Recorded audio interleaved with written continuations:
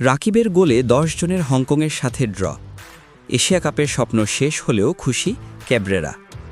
ঢাকা পর্বে শেষ মুহূর্তের হারে ভেঙে পড়েছিল বাংলাদেশ, তবে হংকংয়ে গিয়ে হ্যাভিয়ের ক্যাব্রেরার শিষ্যরা দেখিয়েছে ঘুরে দাঁড়ানোর মানসিকতা।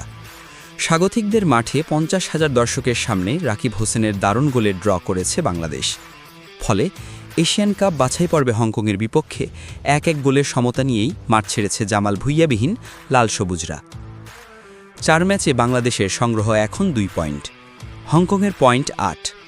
গাণিতিক সম্ভাবনা এখনও বেঁচে থাকলেও বাস্তবে এশিয়ান কাপে খেলার স্বপ্ন প্রায় নিভে গেছে। এখন বাকি ২ ম্যাচে জিততে হবে এবং তাকিয়ে থাকতে হবে অন্যদের ফলাফলের দিকে। মঙ্গলবার ১৪ অক্টোবর হংকংয়ের কাইটাক স্পোর্টস পার্কে অনুষ্ঠিত ম্যাচে প্রথমার্ধে পিছিয়ে পড়ে বাংলাদেশ। ম্যাচের ৩৩ মিনিটে তারিক কাজীর ফাউলে পেনাল্টি পায় স্বাগতিকরা।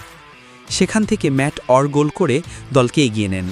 প্রথমার্ধে রক্ষণ সামলে খেললেও আক্রমণে খুব একটা সুবিধা করতে পারেনি বাংলাদেশ। কয়েকটি সম্ভাবনাময় আক্রমণও শেষ পর্যন্ত গোলমুখে গিয়ে ভেস্তে যায়। দ্বিতীয়ার্ধে বদলি খেলোয়াড়দের আগমনে ম্যাচে নতুন গতি আসে। জামাল ভুঁইয়া ও ফাহমিদুল নামার পরই বদলে যায় বাংলাদেশের খেলার ধরন। ৭৬ মিনিটে হংকং ১০ জনের দলে পরিণত হলে সুযোগটা কাজে লাগায় বাংলাদেশ। ৮৪ মিনিটে বাঁ প্রান্ত থেকে ফাহিমের দারুণ ক্রসে ফাহমিদুল হেডে বল বাড়িয়ে দেন রাকিব হোসেনের দিকে। রাকিব নিখুঁত প্লেসিংয়ে বল জালে জড়ান, ফেরান স্বস্তি। গোলের পর তার আনন্দ উদযাপন ছিল চোখ ধাঁধানো। ডিজিটাল বোর্ডের ওপর বসে উল্লাসে ভাসেন এই ফরওয়ার্ড।